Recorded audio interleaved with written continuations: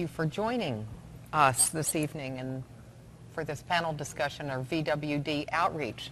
Amy, would you mind leading off and telling us how you got involved in VWD outreach, where you're from, and a little bit about the program you're currently involved in?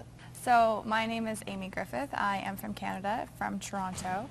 I became involved because, to put it very simply, I have VWD 2A. It was not an inherited disease from my family, so we really started from the ground up. So as I got older, I realized how male-focused bleeding disorders are, and for good reason. Predominantly hemophilia is what affects the bleeding disorder community. But as I grew up and I became more involved socially, I realized that there was a gap between VWD care and female bleeding disorders. There was a gap in conversation. There was a gap in bleeding needs, the biggest one being menstruation, and how that taboo topic was something that already wasn't spoken about to begin with in everyday conversation.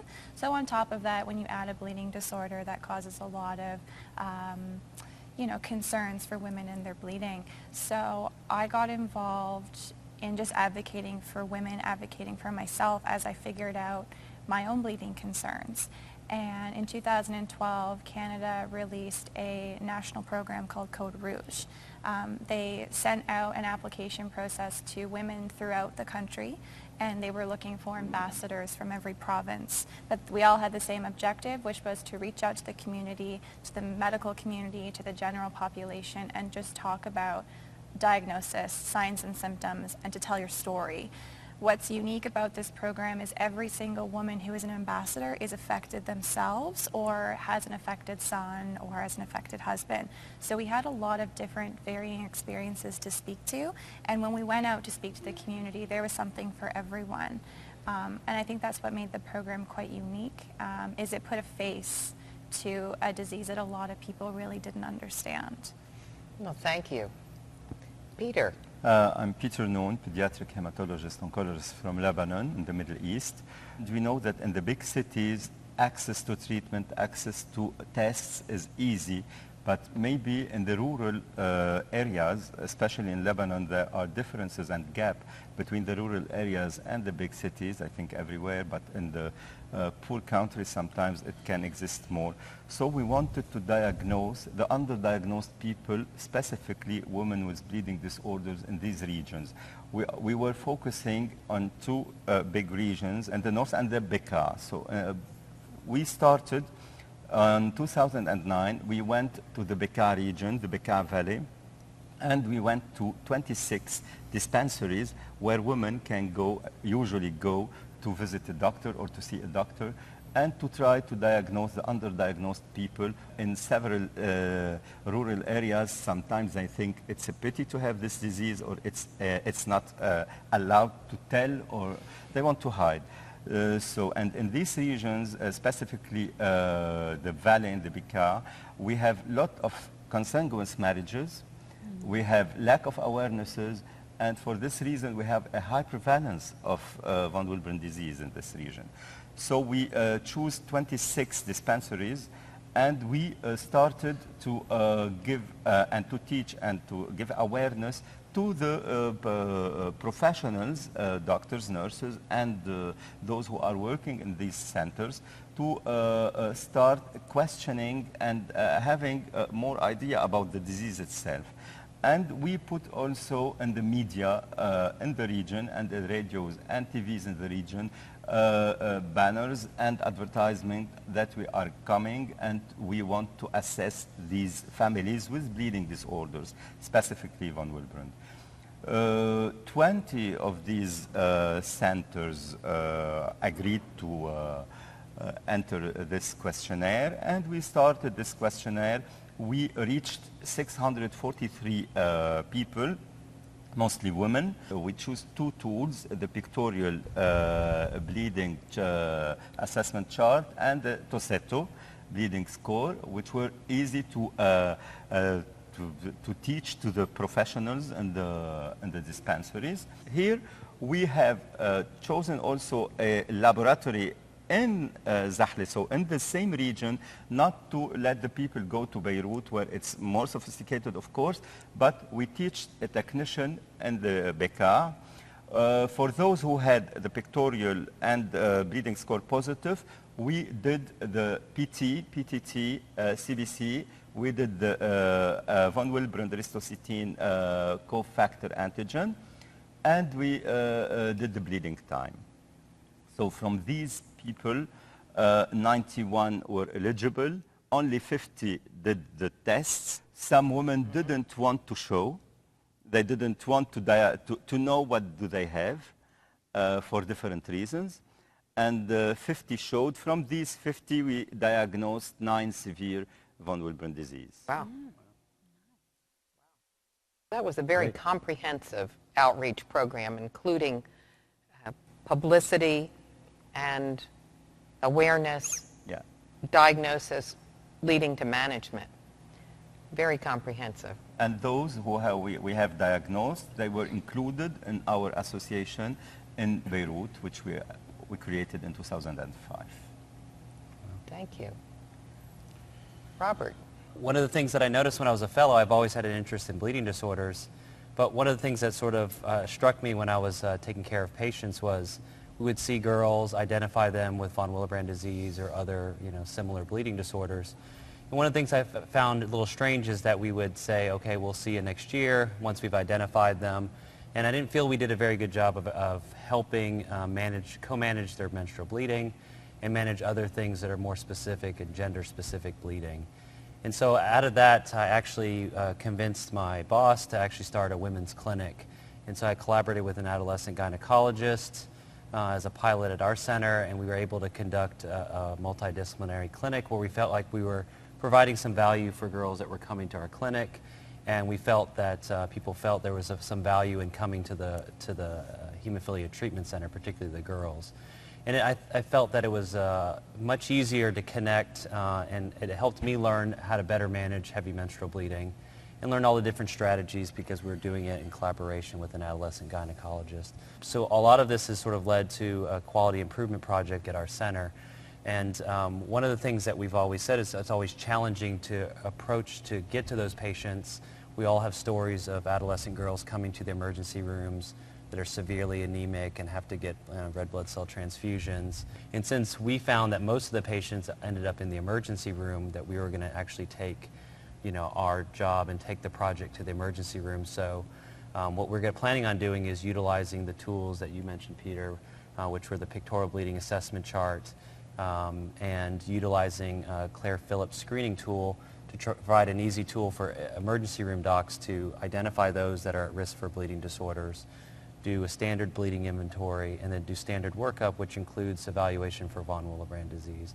And then, in addition, provide them a standardized regimen of how to manage it. And one of the goals is to make sure that every single girl that gets admitted to the hospital or sent home from the hospital gets connected with a gynecologist in our area, because that's one of the things that we found was that most of these teenage girls were never able to get connected with a gynecologist because maybe the one in their area didn't feel comfortable taking care of a 13-year-old girl. And then also we hope to learn how to best manage acute heavy menstrual bleeding, and then also learn about the optimal timing of doing the von Willebrand testing, because we're going to repeat the testing approximately 2 months later. The ideal thing is that every single girl that comes in and crosses will have a standard workup, evaluation, and eventually be connected to a gynecologist and a hematologist. What organizations have you worked with to help accomplish your mission? So a lot of this I started out working with the National Hemophilia Foundation, working for the Victory for Women projects, and through that I was connected to the CDC, and then more recently working with the Foundation of Women and Girls with Blood Disorders. And this provides a platform for a lot of our providers that have interesting clinical research projects, and to help collaborate with our other partners throughout the country so we can learn from each other. I'm also working as a working group member of MASAC. And this group was born out of a strategic summit that came in von Willebrand disease about 2 years ago. And the main issue is that there still seems to be an epidemic of trying to appropriately reach those patients, and then there's a lot of issues with proper access to our Hemophilia Treatment Center. So we're working on trying to better diagnose patients, reduce that diagnostic gap time, and also do a better job of highlighting places that have good clinical practices so we can all sort of emulate that. Rebecca. Ana-Rebeca Jaloma from Mexico, from Guadalajara, and my line of research has been in the genetics aspects of clothing disorders. So I, around almost 20 years, and my main focus has been hemophilia and specific and specialized testing on hemophilia. In the Mexico City has been some studies about the population, but it's really, we have under diagnosis state of von Willebrand. And we started in this region of the west of Mexico, another program together with the Federation of Hemophilia of Mexico and the sponsorship of the World Federation of Hemophilia to begin a program for the outreach of von Willebrand disease and to create a center of diagnosis and treatment in this region. So I started my work with hematologists, pediatrics, hematologists, and adult, and to begin with all the program of diagnosis with the hospital, the basic screening test that has already mentioned, and us in our laboratory to make all these multimer analysis that were not done before. And well, was a big challenge because the complexity of all this stuff of testing, and we also have followed this clinical questionnaire of Toseto, that it's very, very helpful to have the tendency, the bleeding tendency of the patients. We have the collection of samples, we talk with the patients, they are referred by the hematologist. So we complete all the analysis, the study of the patients, and make the testing, and we give the results to the hematologist to have the diagnosis. Then about 5 years with this work, and we have we began with all these families, around 200 families, but also we found platelets disorders or other clotting disorders that we are not really well diagnosed or completely diagnosed. And yes, we have already diagnosed some severe von Willebrand disease, the type 3, at least 3 patients from this. Oh my. Oh, wow. Yeah, 3 patients, and misdiagnosed as an adult male that was misdiagnosed as moderate hemophilia and has this severe form of von Willebrand. So we hope that this effort helped the physicians, the hematologists, to give the treatment to our patients. And now we have a collaboration with a group here in States, in the University of Colorado, to approach the genetic testing, because we saw that the testing is really complex. The available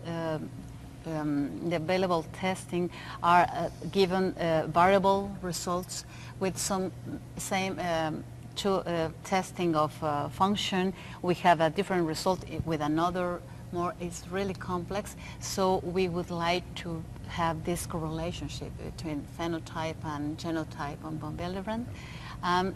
Also, together with this, with the Federation of Hemophilia, make some web information on the websites about general information about von Willebrand disease. And also we have a program, some from the medical staff and other professionals participate in some program of social educational program in hemophilia and other clothing disorders, to have advices of how to treat and how to manage the program. So the foundation for your outreach program has been a program of comprehensive diagnosis Yes. and leading to treatment. Yes, it was a formal initiative from the Federation of Hemophilia. Wonderful. Yeah. Magdy. Yes. Actually, we had in Egypt some diagnosis of the disease, but it was not enough. So we looked into the registry. We had fewer than 400 patients, and when we compared the population to Germany, for example, Germany had 10 times of diagnosed patients with von Willebrand disease. So we discussed with the World Federation of Hemophilia to start an outreach program to increase the diagnosis of it.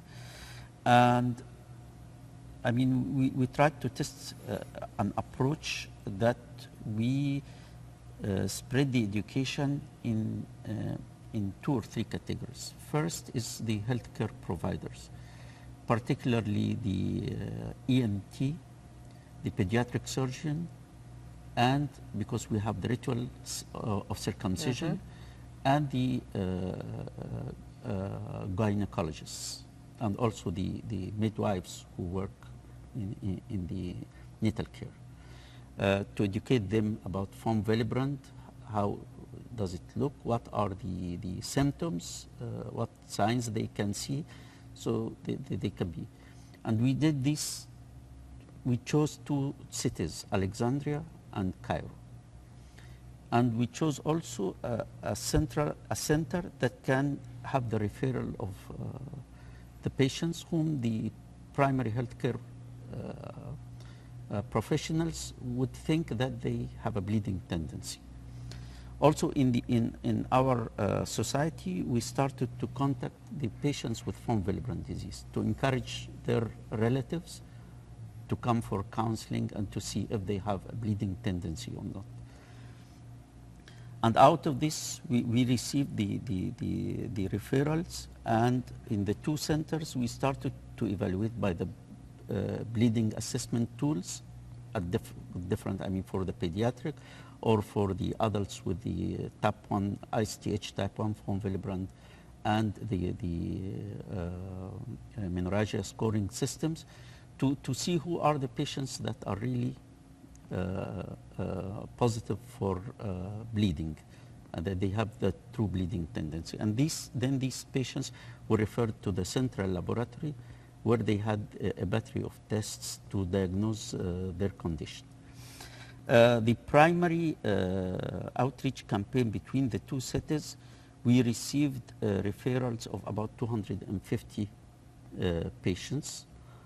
Of them, as far as I remember, about 50 were positive for with the different types of bleeding scores, and we could diagnose different types of von Willebrand disease of about 15 from this. And this we wanted to compare with going into an outreach campaign to the general population, and which one could be more efficient in diagnosing these patients.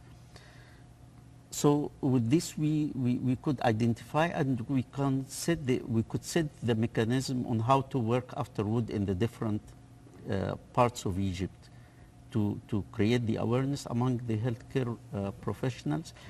Of course, the patients who are diagnosed, we give them educational tools on how to manage, and we have a gynecology clinic as well as ENT clinic that they can come and counsel, and how to manage the different situation and how to counsel the women on their problem.